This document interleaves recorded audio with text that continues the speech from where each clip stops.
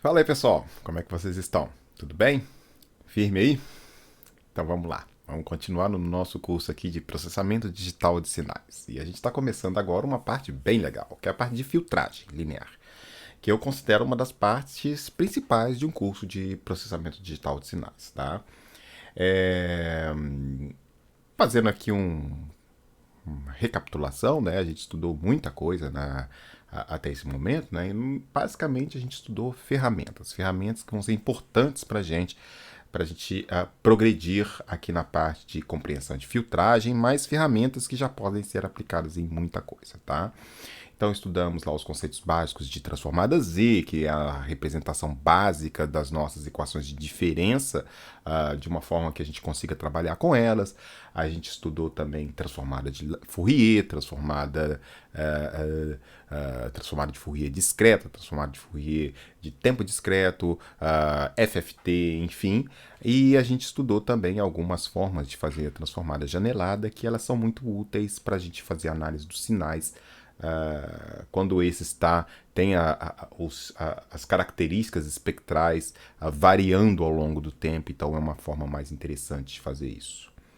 Bom, então agora a gente vai usar essas ferramentas, sobretudo a transformada de Fourier, né, para a gente estudar a filtragem. E aqui a gente vai estudar apenas filtragem linear, tá? Então a gente vai fazer os nossos filtros, né, por meio de sistemas lineares invariantes no tempo.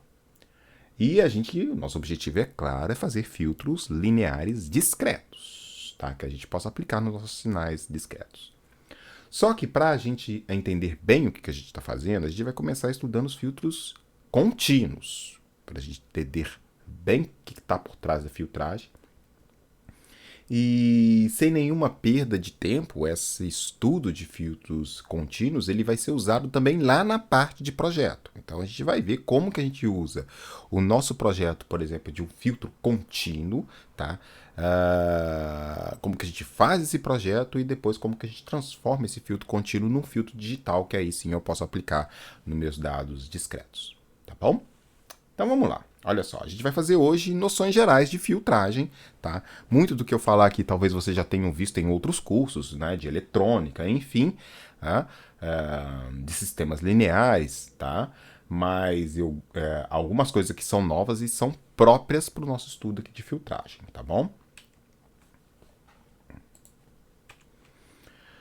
Bom, então a gente já viu que a transformada de Fourier é a ferramenta mais importante para a gente aqui, talvez, no curso de processamento de sinais, tá? Ela permite que, conjuntamente com a análise temporal do sinal, eu consiga obter também certas características das componentes espectrais, das componentes de frequência que compõem aquele sinal, tá? Então, a noção, o conhecimento desse conteúdo espectral, ele é muito importante para a gente aqui em análise de sinais, tá? Entretanto, vão ser muitas as situações que o sinal que eu tenho, ele tem um certo conjunto espectral que eu quero tratar. Que eu quero tirar certas raias, que eu quero tirar certas regiões de frequência, ou que eu quero amplificar determinadas regiões, tá? Uma forma muito simples de ver isso é, por exemplo, o equalizador de áudio, né? Então você tem ali médios, graves e agudos, né? Que é basicamente isso. Para cada uma dessas faixas de frequência que compõem, por exemplo, o sinal de voz nosso, né? A gente quer retocar uma determinada região, a gente quer dar um realce nos agudos, então eu vou pegar naquela região dos agudos e dar um realce, dar uma amplificação nela. Já nas regiões dos baixos, por exemplo, né, eu quero tirar uma região de frequência, eu quero reduzir a importância dessa região. Então, vão ser muitas as situações em que a gente vai querer pegar esse espectro de frequência que compõe a voz minha, que está sendo, né, captada aqui pelo microfone, e tratar isso, determinadas regiões de frequência desse sinal sonoro aqui que eu estou produzindo, para atender os nossos propósitos, para tornar a nossa voz mais bonita, para tirar, né, eventualmente aqueles gritos de gralha que a gente faz na voz de vez em quando e dar um realce naquilo que você quer. Uma música clássica, por exemplo, você quer dar um realce em alguma região, enfim, né? A gente faz isso por meio de um equalizador cuja base, o fundamento tem a ver muito com o que a gente vai estudar aqui na parte de filtragem, tá?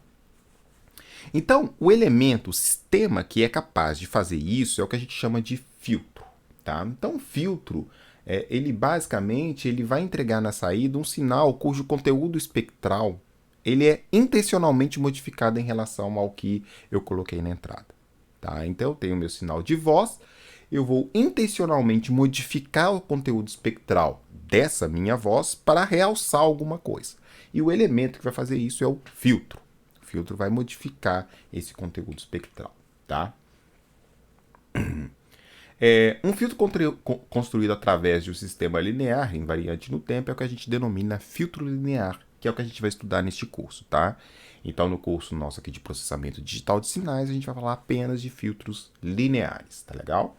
E a gente vai construir isso via um sistema linear invariante no tempo, tá?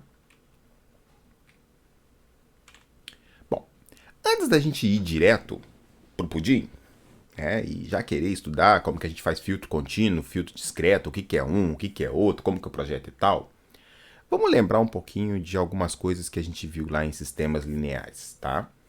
Então, como que um sistema linear se comporta quando eu aplico uma senoide nele, né? Bom, então a gente tem lá a nossa, por exemplo, aqui um circuito RC, tá? Bem simples. Tenho aqui uma fonte de sinal senoidal, nesse caso, tá? Tenho aqui uma resistência, um capacitor, e eu quero saber qual que é a relação da tensão sobre o capacitor em relação à tensão de entrada. Bom, quem viu isso lá em sinais de sistemas, né? É fácil ver também sistemas de controle, né? A gente obtém aqui a equação diferencial dessa malha fechada aqui, né? Dessa malha aqui, né? Dessa malha elétrica aqui. Isso vai me dar RC, a derivada da tensão do capacitor no tempo, mais a tensão do capacitor. Isso aqui, essa soma vai ser igual à tensão de entrada, tá? Bom, se a gente aplicar o teorema da derivação real da transformada de Fourier, o que a gente vai ver? A gente vai pegar aqui essa derivada, tá? Eu vou aplicar o teorema da derivação real de Fourier. Ou seja, a derivada, eu estou aplicando a transformada de Fourier aqui dos dois lados, tá? Então, eu estou aplicando a transformada de Fourier e vou usar a propriedade da derivação real de Fourier. Ou seja, isso aqui vai ser igual a RC ômega J, ou J ômega, VC de J ômega mais VC de J ômega é igual a VI de J ômega, tá?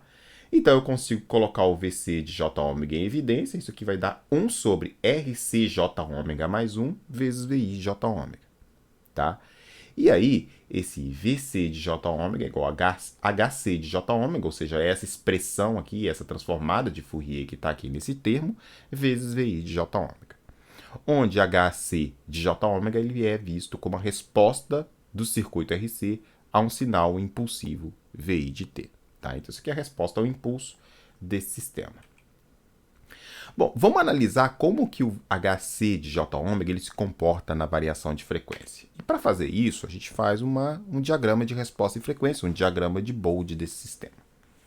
Então, aqui eu tenho a resposta em frequência desse sistema aqui, ó. 1 sobre RC J ômega mais 1, quando o ômega está aumentando. Olha, quando o ômega é exatamente igual a zero, isso aqui dá 1, né? Então, ômega é zero, isso aqui zero, fica 1 sobre 1, então isso aqui dá 1. Isso lá no meu diagrama de Bode, no caso, ele aparece como 0 dB. Eu uso aqui uma escala logarítmica, tá? Então, log de 1 é igual a 0. Então, quando eu tenho ganho 1, eu parto aqui de 0 dB. E a gente consegue observar também que quando o ômega tende a um valor muito alto, esse valor aqui predomina sobre o 1, né? Então, esse RC de J ômega, ele é muito maior do que 1. E aí o módulo dessa expressão, 1 sobre RC J ômega, quando o ômega tende a ser um valor muito grande, isso aqui vai tender a zero. Então, o módulo ele só vai caindo, né? Legal? Então, o módulo, quanto menor o logaritmo, né, mais próximo de zero eu tô. Então, eu tô aqui numa escala logarítmica que eu tô descendo, tá? Então, o módulo desse sistema aqui, quando a frequência está variando, ele começa com um ganho unitário e, na medida que a frequência vai aumentando, ele vai caindo. Sendo que existe um ponto aqui em que ele começa a cair muito mais rápido. e esse mesmo ponto, até eu chegar nele, a variação ele é pequena, de amplitude, tá? Então, esse sistema, o que, que ele faz? O módulo dele, tá? Que a gente está vendo a magnitude, o módulo desse sistema. Ele começa de uma amplitude igual a 1, que vai caindo devagarzinho até chegar a um ponto, e a partir daquele ponto aí, essa queda é mais dramática. Na medida que aumentar a frequência, eu tenho aqui uma queda mais dramática com o aumento dessa frequência. Já a fase desse sistema, 1 sobre R ômega J mais 1, de novo, quando o ômega é igual a 1, quando o ômega é igual a 0, eu tenho 1 sobre 1, isso aqui a fase é 0, né? Então eu começo de fase 0. E aí, na medida que o ômega vai crescendo, esse 1 aqui começa a ficar desprezível, eu tenho 1 sobre RCJ ômega.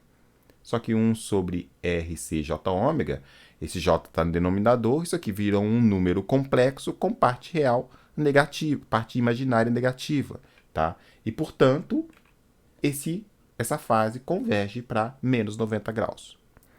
Então, essa aqui é a resposta em frequência desse sistema. Bom, o que acontece? Cada uma dessas frequências aqui, ela representa, por exemplo, um seno que eu estou aplicando nesse sistema. Por exemplo, se eu estiver aplicando um seno de 0,1 radianos por segundo, a amplitude que eu vou ter na saída vai ser praticamente a amplitude da entrada do sinal. Então, se eu colocar 1 volt na entrada, de pico a pico, no seno, tá? Eu vou ter praticamente 1 volt de pico a pico na saída desse sistema, tá? Então, se eu vier aqui nesse sistema e colocar uma senoide de 0,1 radianos por segundo, praticamente eu vou ter a mesma senoide de 0,1 radianos por segundo com a mesma amplitude aqui, tá? Ou seja, praticamente esse RC não está atuando. O que está entrando está saindo. Por outro lado, se eu pegar um seno agora de 10 radianos por segundo, né, que está aqui, o que vai acontecer? Eu vou ter uma queda de menos 20 dB. Menos 20 dB é 1/10. Ou seja, se eu aplicar 1 volt pico a pico na entrada aqui do VI, eu vou ter um seno de 10 radianos por segundo, só que amplitude de 0,1 volt pico a pico.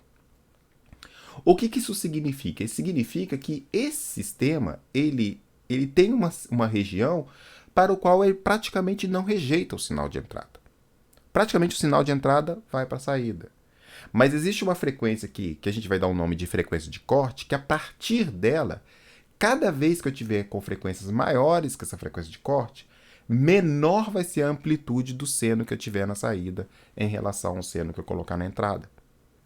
Ou seja, esse filtro aqui ele tem uma característica de um filtro que a gente chama filtro passa-baixas. Passa-baixas, frequências menores que aquela frequência de corte, que aqui no caso é basicamente 1 radianos por segundo, tá? É essa frequência aqui. Até essa frequência, praticamente não há atenuação do sinal de saída em relação ao sinal de entrada. A partir dessa frequência, essa atenuação ela já é importante e será tão mais importante quanto maior for a frequência. Então, esse aqui é um filtro que a gente chama, por exemplo, de um filtro que passa baixas frequências em relação àquela frequência de corte daquele sistema. A frequência de corte desse sistema aqui vai ser basicamente 1 sobre RC em radianos por segundo, tá? Então, eu consigo calcular essa frequência de corte aqui no caso, ao empurrar ela mais para lá, deixar ela mais para cá, dependendo do valor de resistência e de capacitância que eu coloco nesse circuito, tá? Dependendo desses valores, né? Quanto menores esses valores, tá? Maior vai ser a frequência que eu terei nesse sistema aqui, tá? Frequência de corte, no caso. Bom, então vamos analisar um outro circuito. Agora um circuito RL. Tá? Então é a mesma configuração, a única coisa que eu fiz aqui foi trocar o capacitor por um indutor. Note que agora a relação entre a tensão no indutor e a tensão de entrada ela vai ser o quê? dVi dt, então a derivada da tensão de entrada vai ser igual à derivada da tensão no indutor, mais R sobre L a tensão no indutor. Tá? Então isso aqui vem da análise de circuitos aqui, dessa malha elétrica aqui. Legal? Bom, vamos fazer o mesmo procedimento, ou seja, eu vou pegar essa equação aqui diferencial e vou aplicar a transformada de Fourier nela, usando o teorema da derivação real. Então eu vou ter aqui que ômega j VL J ômega mais R sobre L VL J ômega é igual a ômega J VI J ômega. Simplesmente apliquei o teorema da derivação real. Coloquei em mínimo em evidência aqui a tensão no indutor e já fatorei aqui embaixo. Então eu tenho J ômega sobre J ômega mais RL VI de J ômega. Tá? Então essa é a relação entre a tensão do indutor na saída e a tensão que eu estou aplicando na entrada. Tenho aqui esse termo, J ômega sobre J ômega mais R sobre L, né, que modula a tensão de entrada para eu dar origem à tensão de saída. Da mesma forma, eu posso pegar isso aqui, chamar de HL de J ômega, que vai ser a resposta desse circuito, desculpa, RL, não é mais RC, a um sinal impulsivo no VI de T, tá? Desculpa, tem um errinho aqui, aqui é RL. Bom, vamos agora fazer a mesma coisa, analisar como que esse HL de J ômega se comporta na medida que eu estou variando o ômega, tá? Note que se o ômega é igual a zero, de novo, isso aqui dá zero aqui no numerador, então isso aqui tudo zero, né? Então, como eu estou com zero, o que acontece? O logaritmo, estou tomando uma escala logarítmica, quanto mais próximo eu estou de zero, mais próximo eu estou de menos infinito, tá? Então, eu tenho aqui, nesse caso aqui eu peguei o 0,01 radianos por segundo, eu estou com o valor de menos 40 dB. Tá? Então, aqui é uma escala logarítmica. Quanto mais próximo eu estou do valor zero, mais negativo eu estou aqui nessa escala. Tá? Na medida que eu vou aumentando essa frequência, na medida que eu vou aumentando essa frequência, esse valor aqui vai sendo ligeiramente maior que zero, tá? Então, isso aqui, essa magnitude vai subindo. E é o que acontece aqui, ela vai se tornando cada vez mais distante de zero e, portanto, mais distante do menos infinito. Então, ela vai subindo, até que tem um valor de frequência em que ocorre o seguinte. Esse valor de frequência, ele começa a convergir, na medida que esse valor vai crescendo, né? Esse J ômega começa a ser muito mais importante que o valor R sobre L, e aí eu tenho J ômega no numerador, J ômega no denominador, ou seja, isso aqui converge para 1 e, portanto, numa escala logarítmica, isso aqui converge para 0 dB. Tá? Então, de novo, para frequências bem baixinhas, essa magnitude vai partindo de um valor bem pequenininho e que vai subindo até convergir para o ganho 1. Que é o que a gente espera no circuito RL, né? Na medida que eu estou aumentando a frequência, né? A tensão que eu estou aplicando na entrada, ela vai convergindo no indutor, ou seja, a tensão no indutor, ela é praticamente a mesma da tensão na entrada que eu estou aplicando, tá? Então, quando eu tenho essa fase aqui, o que vai acontecer? Ela vai partir de 90 graus e ela vai convergir para 0 graus. Eu vou ter aqui uma defasagem, que é basicamente a defasagem do indutor, que é como se nesse circuito aqui o resistor não tivesse tendo efeito nenhum, só o indutor ele está dando aquela fase de 90 graus, né? E na medida que essa frequência vai aumentando, essa fase vai diminuindo, até, na medida que eu estou convergindo aqui para 0, eu estou convergindo para esse valor aqui de 0 graus também. Tá? De novo, se a gente analisar esse circuito aqui, o que a gente vê? Que na medida que eu estou colocando frequências muito pequenininhas na entrada desse sistema, lá no indutor, essa frequência ou essa amplitude ela é praticamente zero.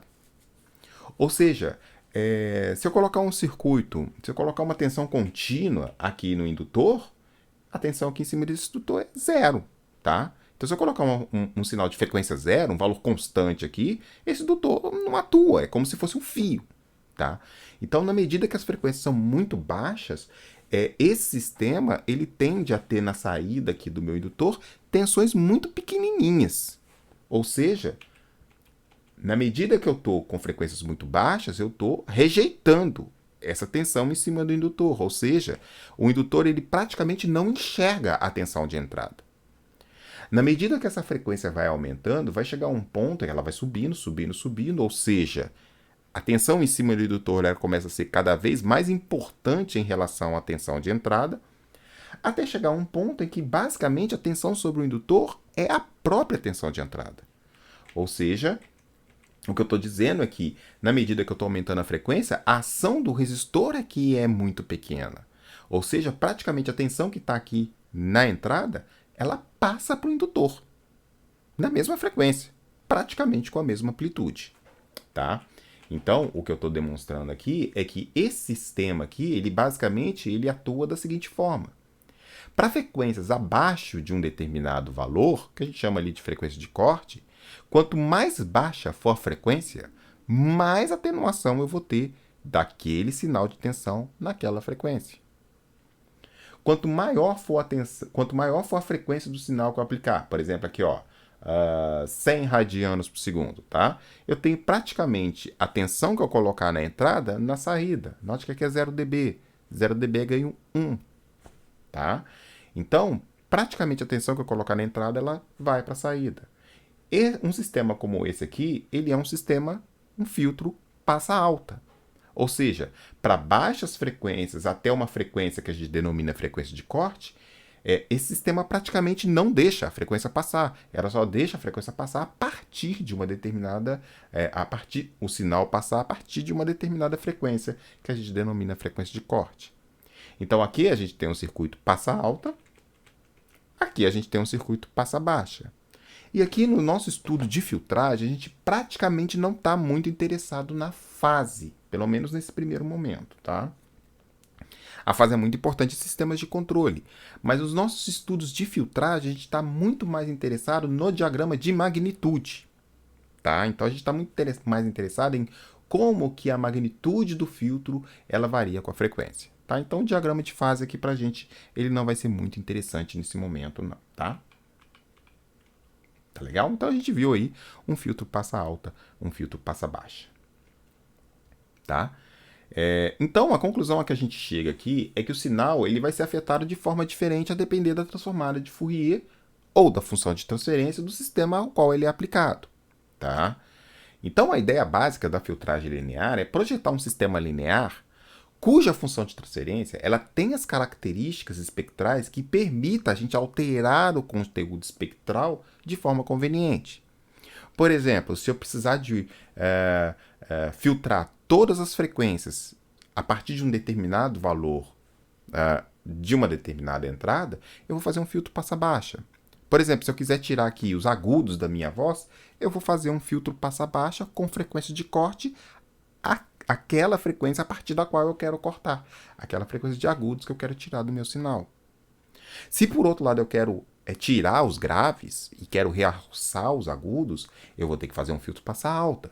Eu vou ter que fazer um filtro que ele rejeita todas as frequências até um determinado valor de frequência. Então ele vai cortar tudo aquilo que tiver na minha voz até aquela frequência. A partir daquela frequência que eu estabelecer, eu deixo passar o conteúdo espectral. Minha voz vai ficar mais fininha. Então, a ideia da filtragem linear é exatamente projetar esse elemento filtro tal que eu consiga mudar o conteúdo espectral do sinal de entrada de uma forma que eu deseje. Tá? Bom, naturalmente a gente pode fazer isso tanto de forma analógica como digital, mas a gente vai começar com a forma analógica, por várias razões.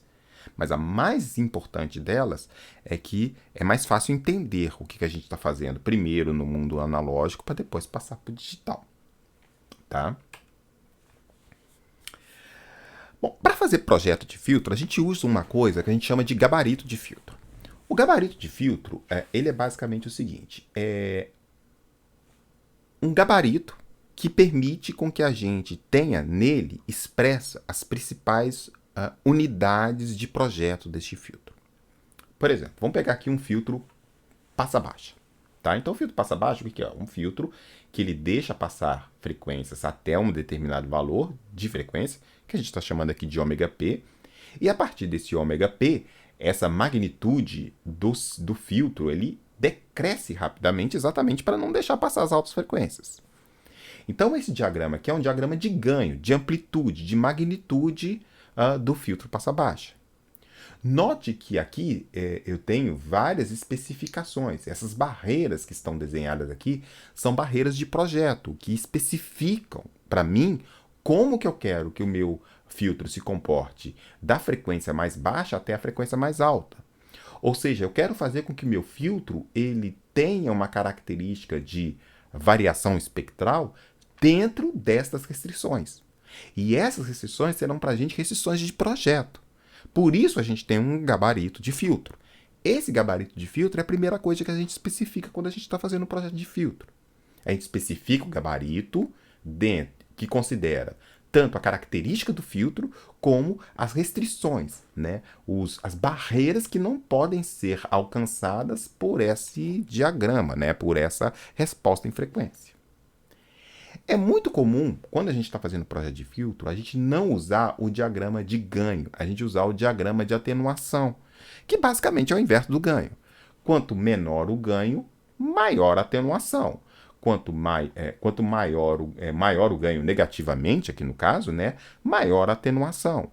Quanto menor o valor do módulo, né, menor a atenuação. Tá?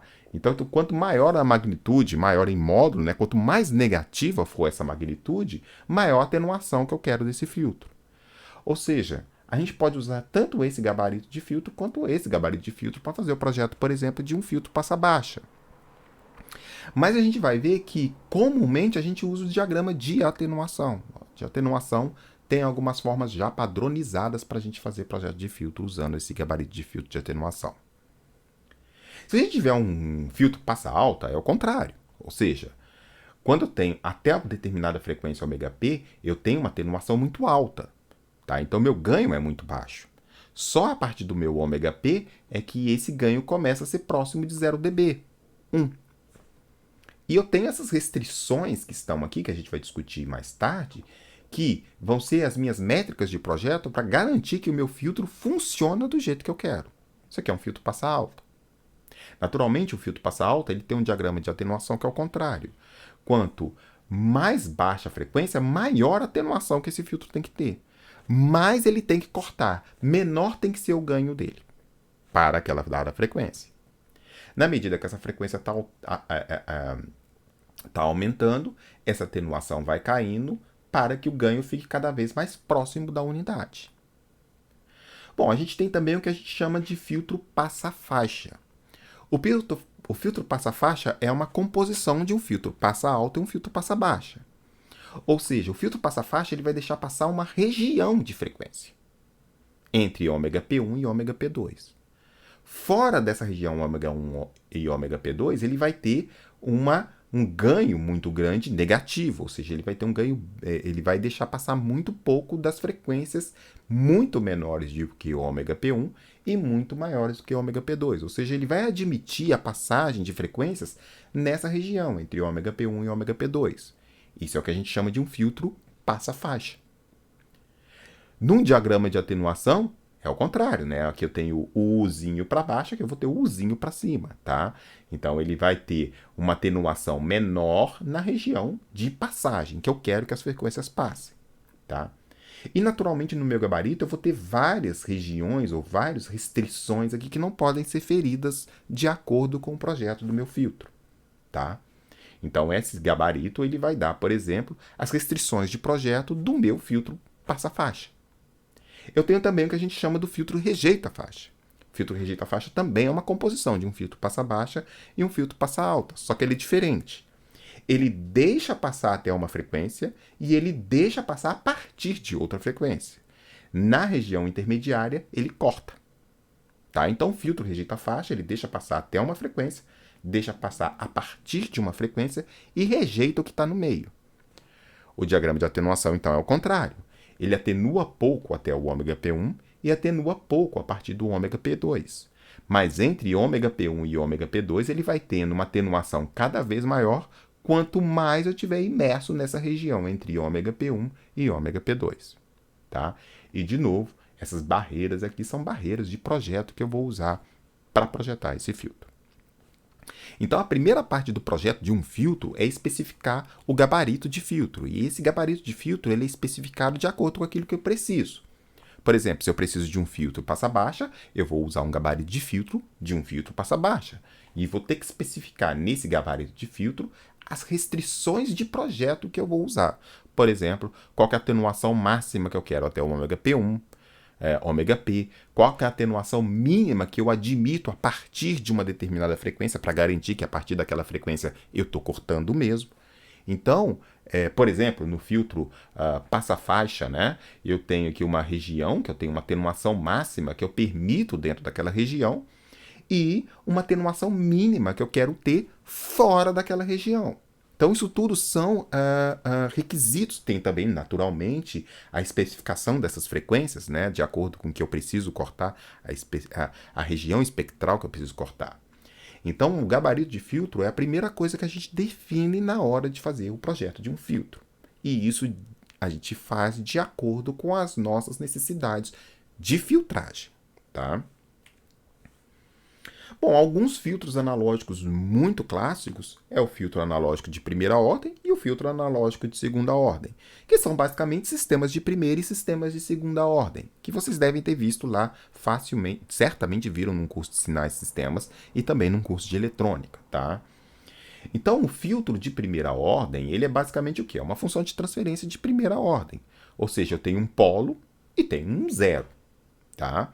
Então, a função de transferência de primeira ordem é o quê? Um K, J ômega sobre gama 0 mais 1, J ômega sobre sigma 0 mais 1.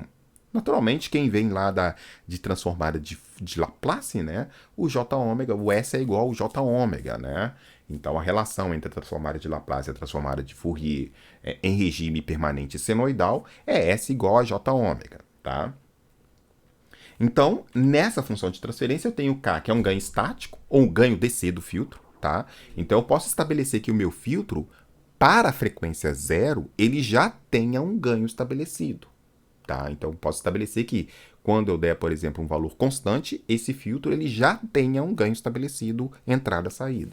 Isso é o que a gente chama de ganho estático ou ganho DC do filtro, tá?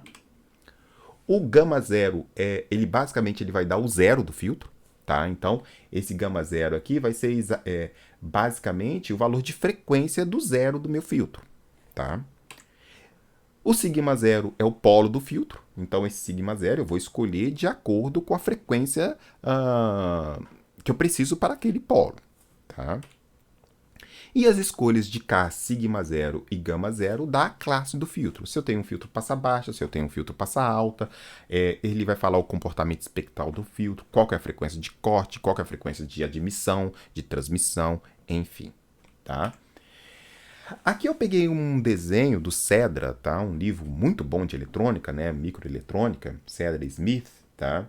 Que ele mostra várias classes que eu consigo construir com filtro de primeira ordem, tá? Para você ver como que a coisa funciona. Então, é uma tabelinha bem interessante. Ele me mostra aqui o tipo de filtro e a função de transferência do filtro, tá? Então, por exemplo, um filtro passa baixa.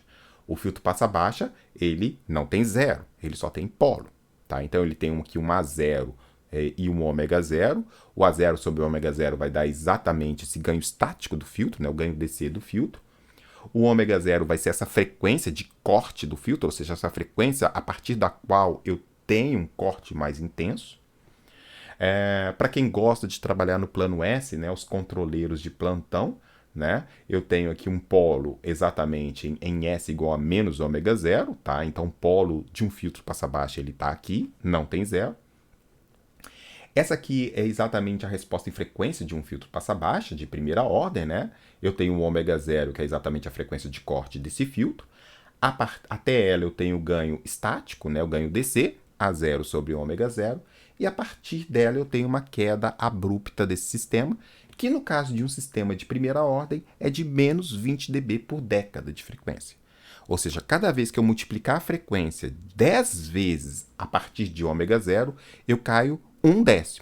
Menos 20 dB é 0,1. Ou seja, a amplitude fica 10 em 10, atenuada de 10 em 10 para cada vez que eu multiplico a frequência por 10 vezes da frequência de corte, tá?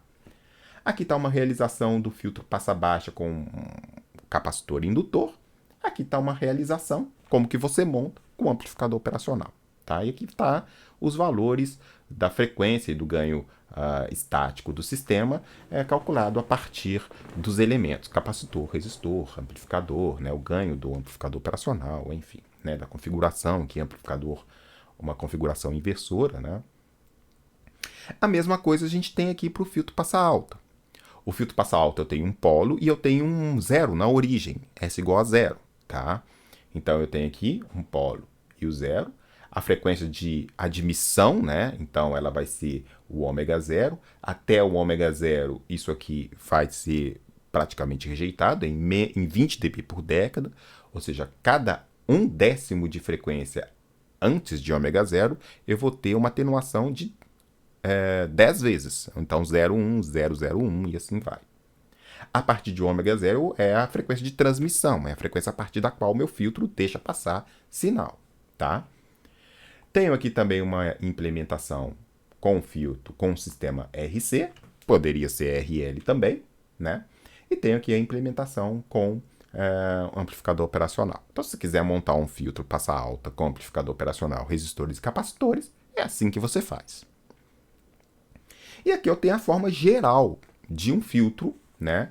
Nesse caso aqui, é um filtro que eu posso colocar o polo e o zero aqui, eu posso fazer um filtro passa baixa ou passa alta, né? Só que, naturalmente, nesse caso aqui, esse caso ele vai ter um ganho, ou seja, esse filtro ele vai subir ou descer de acordo com as escolhas dos polos e dos zeros que você coloca aqui. Então, esse aqui é o caso mais geral, né? Tenho aqui a resposta em frequência desse caso mais geral. A implementação tem um polo e um zero, como eu faço aqui na forma passiva, com capacitores e resistores apenas, ou como eu faço com capacitores, resistores e um amplificador operacional. Então, essas aqui são as várias configurações que eu consigo com um filtro de primeira ordem, tá? Bom, um filtro de segunda ordem, ele já dá uma gama muito maior de possibilidades, tá? Então, um filtro analógico de segunda ordem, ele é composto ou construído a partir de uma função de transferência de segunda ordem. E essa função de transferência de segunda ordem, ela vai ter o quê? Um ganho, DC, ganho estático, tá? Um ômega zero ao quadrado, que está aqui no denominador. Então, o ômega zero ao quadrado está aqui também. Tenho zeros, que eles vão ser dados basicamente com j ômega ao quadrado sobre sigma 2 mais j ômega sobre sigma 1, gama 1, desculpe, tá? Então, j ômega ao quadrado sobre gama 2 mais j ômega sobre gama 1 mais 1. E no denominador vão ser os polos. J ômega ao quadrado mais j ômega, ômega zero sobre Q mais ômega zero ao quadrado. Essa forma aqui é um pouquinho diferente de quem está acostumado lá com a linguagem de sistemas de controle, né? Do HDS, sistemas de primeira ordem, sistemas de segunda ordem, né? Porque apareceu um Q aqui, em geral o pessoal está acostumado com aquele zeta, que é o coeficiente de amortecimento, né? Na verdade, essa forma aqui é muito similar, ela é absolutamente equivalente àquela forma lá do sistema de controle, tá? Então, quem vem lá do curso de sistemas de controle, quem viu nossos vídeos aí de sistema de controle, não assusta não, não é outro sistema de segunda ordem, é o mesmo sistema de segunda ordem, só que com carinha aqui, com outro nomezinho, que a gente vai falar dele já já. Então, K é o ganho estático, ou ganho DC do filtro. O gama 1 e gama 2, eles vão estabelecer os zeros do filtro, tá? Então, eu tenho dois zeros. O ômega zero é a frequência natural do filtro, tá? Então, a gente vai ver daqui a pouco qual que é o impacto desse ômega zero. O Q é o que a gente chama de fator de qualidade dos polos. Quando a gente está lá em sistemas de controle, a gente costuma usar o coeficiente de amortecimento, tá? E o coeficiente de amortecimento é o contrário do fator de qualidade. Quanto menor o coeficiente de amortecimento, mais alto é o fator de qualidade desses polos. E a gente vai ver por que a gente chama esse fator de qualidade aqui. Ele está muito relacionado ao que a gente chama de seletividade do filtro, a capacidade desse filtro de pegar frequências muito próximas umas das outras, tá? Novamente, a escolha desses caras aí vem em virtude do tipo de filtro que a gente quer. Passa alta, passa faixa, rejeita faixa, passa baixa, enfim, tá? E como que eu quero que esse filtro opere. Quais as frequências que eu quero que ele opere, qual que é a frequência de corte, qual que é a frequência de transmissão, se ele, enfim, quais são as restrições. Então, é dessa forma que eu escolho agora 1, 2, 3, 4, 5 parâmetros. Antes eram apenas 3. Aqui eu já tenho 5. Então, esse filtro vai me dar mais possibilidades. Mas vai ser mais difícil projetar também. De novo, recorrendo lá ao Cedra, né, e o Smith, eu tenho aqui como que eu implemento um filtro passa-baixa com sistema de segunda ordem. De novo, ele não tem zero. Ele vai ter aqui dois polos complexos conjugados, tá? Pode ser também dois polos reais, enfim, né? mas aqui ele está colocando como dois polos complexos conjugados, está aqui, dois polinhos complexos conjugados, cuja relação com ômega 0 e Q, a parte real é ômega 0 sobre 2Q, e a distância, né, o vetor que liga a origem até cada um dos polos, ela tem magnitude ômega 0, né? E aqui está a característica desse filtro passa-baixa. Então, o filtro passa-baixa de segunda ordem, ele tem um ganho DC, né? Se ele for um sistema de segunda ordem com dois polos complexos conjugados, ele pode ter esse pico, tá? Que é dado nesse ômega max, está aqui a relação do ômega max, ômega 0, a raiz de 1 menos 1 sobre 2Q ao quadrado, tá? E aí ele começa a cair a partir do ômega 0, caindo tão dramaticamente quanto mais distante do ômega 0 eu tiver. Na verdade, aqui ele não mostrou, eu estou caindo com menos 40 dB por década. Ou seja, cada vez que eu multiplico a frequência ômega 0 por 10, eu caio 1/100º na magnitude, tá? Então a magnitude fica 1/100º menor em relação à entrada, tá? Tenho também um filtro passa alta, eu coloco dois polos na origem, e eu tenho os dois polos, desculpa, coloco dois zeros na origem e tenho os dois polos. Está aqui a configuração no plano S, né? Aqui o diagrama dele, para frequências baixinhas, ele praticamente não deixa passar nada, desculpa, até que chega na frequência natural ômega 0. Aí eu tenho um valor de pico de transmissão nesse ômega max, e depois, para frequências cada vez mais altas, esse valor aqui ele vai convergir para o módulo A2, né? Que é o módulo aqui o ganho DC desse filtro, tá? Com o sistema de segunda ordem, eu já consigo fazer um filtro passa-faixa, ou seja, ele é um passa-faixa, ele deixa passar uma região aqui entre dois valores, tá legal? Então, esse passa-faixa, tenho aqui também como que eu construo ele, tem um polo e eu coloco esses dois, tem um zero e eu coloco esses dois polos aqui de uma forma conveniente, e aí eu tenho aqui até uma frequência ômega 0 e ômega, aqui o ômega 0 é a frequência natural, a frequência central, eu tenho aqui a frequência ômega 1 e ômega 2, que são calculadas em função do fator de qualidade. Quanto maior esse fator de qualidade, mais estreita é essa região, ou seja, mais picuda ela é para cima e mais seletivo eu estou entre as frequências de ômega 1 e ômega 2, ou seja, isso aqui vai achatando horizontalmente. Tá? Então é por isso que a gente chama isso de fator de qualidade dos polos. Quanto mais alto o fator de qualidade, menor o coeficiente de amortecimento, mais seletivo fica o filtro. Ou seja, mais ele corta o que tiver fora do ômega 1 e do ômega 2. Essa região ômega 1 e ômega 2 ficou bem estreitinhas. Tá? Então, quanto maior o fator de qualidade, mais estreitinho é essa região entre o ômega 1 e o ômega 2 e, portanto, mais seletivo o filtro. Ele deixa passar apenas uma região muito seletiva de frequência. Quanto menor o fator de qualidade, mais aberto é esse pico, mais frequências passam e mais distante do ômega 0 são essas frequências ômega 1 e ômega 2. Tá? Então, tá aí a ideia dessa qualidade do filtro. Consigo também fazer um dente, né, que aqui é o rejeita-faixa, né, o que a gente chama de rejeita-faixa, e de novo tá aqui, né, quanto maior o fator de qualidade do filtro, mais seletivo eu vou estar aqui dessa rejeição, né, nessa região que está sendo rejeitada. Tenho também aqui outros dois tipos de filtro que eu não vou comentar, né, mas o filtro que está chamando aqui de dente, né, eu prefiro chamar de rejeita-faixa, né, eu tenho dois zeros colocados aqui em cima do eixo imaginário e dois polos com parte real negativa. Tá? E assim eu construo um filtro rejeita-faixa. Aqui a gente pode fazer também isso que também é chamado dente, ou em alguns contextos filtro notch. Tá? Que o objetivo dele é cortar uma frequência bem característica ou um conjunto de frequências bem próximas ali uma das outras. A gente também chama aí na literatura de filtro notch. Tá? Notch, N-O-T-C-H. Bom, vamos falar um pouco como que a gente faz o projeto do filtro, tá? Então, o projeto do filtro analógico, ele passa primeiro pela escolha do gabarito. Como eu já falei, é esse gabarito que ele vai dar para mim as especificações de filtragem. Como que o filtro vai funcionar. Então, eu tenho que escolher frequência de corte, frequência de passagem, os ganhos em cada uma dessas faixas, exatamente para saber como que o meu filtro vai funcionar, tá? Isso vem pelo projeto, vem das minhas necessidades. O que eu preciso que o meu filtro faça, tá? Uma vez que eu defini o gabarito de filtro, eu tenho que escolher a função de transferência cujo perfil de magnitude fique confinada no gabarito. Tá? Então, eu tenho que escolher um formato de função de transferência que eu garanta que eu consiga fazer o projeto dele para que esse projeto caia dentro do gabarito. Tá? Note que há infinitas soluções que atendem o mesmo gabarito. Então, existem inúmeras soluções que vão atender o mesmo gabarito. Pensa no gabarito, por exemplo, pessoal, como uma forma.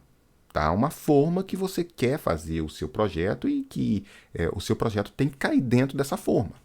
Essa forma é o seu gabarito de filtro. Vai ser ela que vai estabelecer onde a sua resposta de frequência pode passar e onde ela não pode passar. Se ela passar onde ela não pode, quer dizer que o seu filtro não está atendendo os seus requisitos de projeto. Tá? Então, o gabarito de filtro é a forma que você vai usar para projetar o seu filtro. E esse gabarito, essa forma, ela é estabelecida de acordo com aquilo que você precisa que o filtro faça. Tá? Então, a gente vai estudar, ao longo do nosso próximo encontro, algumas aproximações de filtros que têm características específicas e que atendam a um dado gabarito. A gente vai falar isso mais no próximo encontro.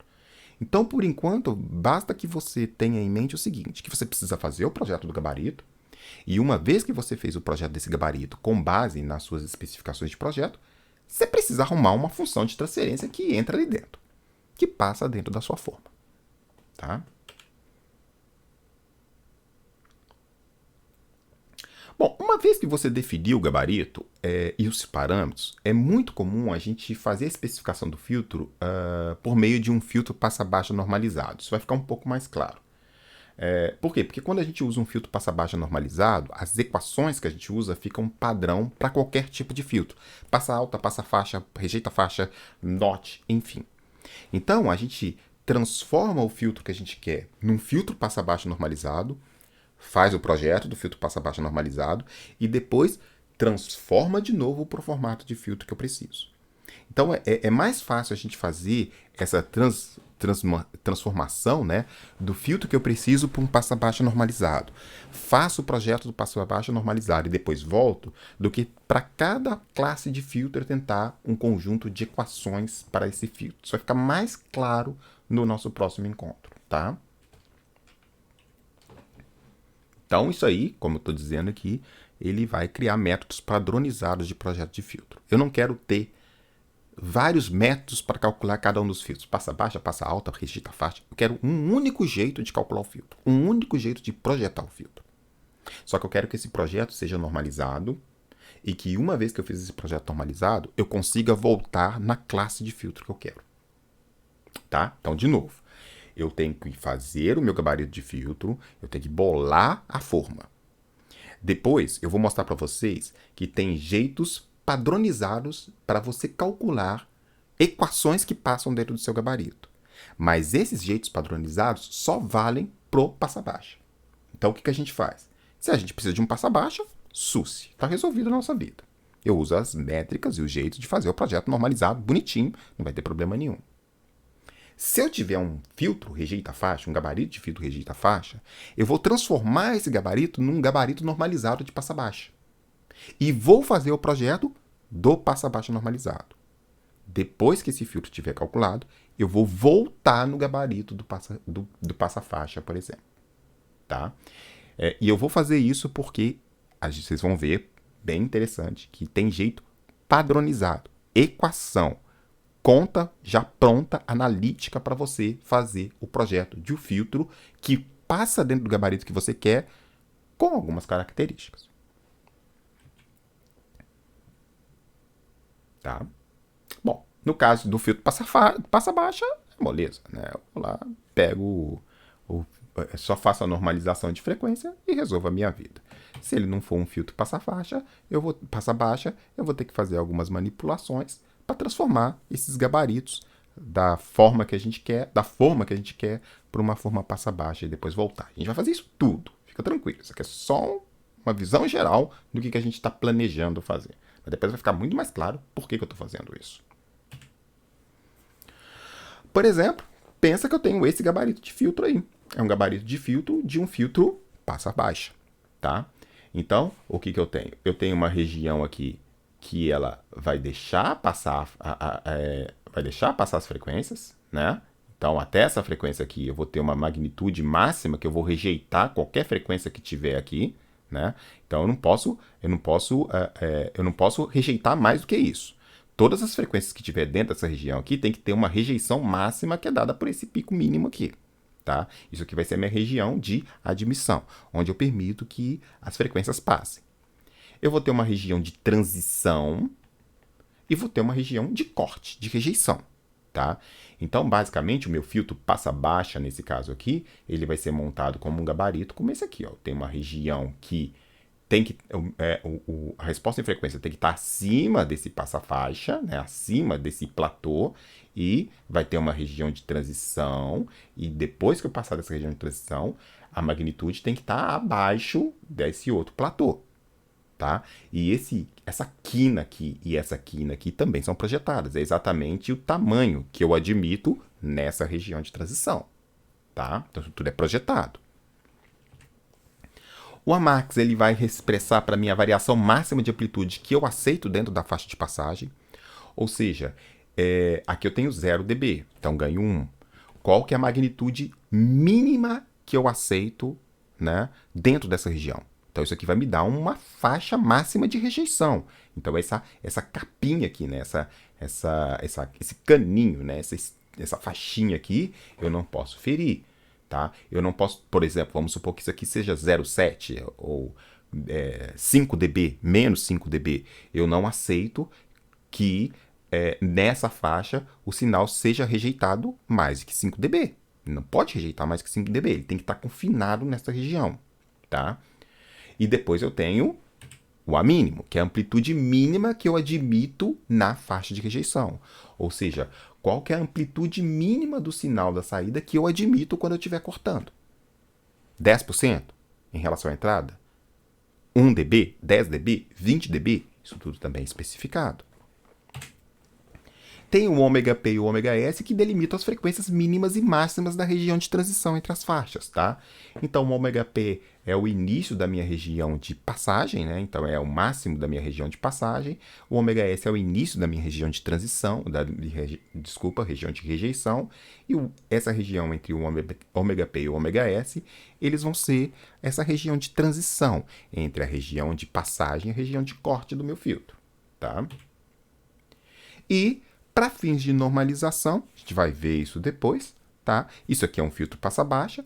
A gente vai fazer o seguinte, quando eu tiver um filtro passa-baixa qualquer, com um ômega P qualquer, eu vou normalizar. Eu vou fazer um filtro normalizado, ômega barra, em que eu vou pegar todas as frequências e vou normalizar pela frequência de corte ômega P, tá?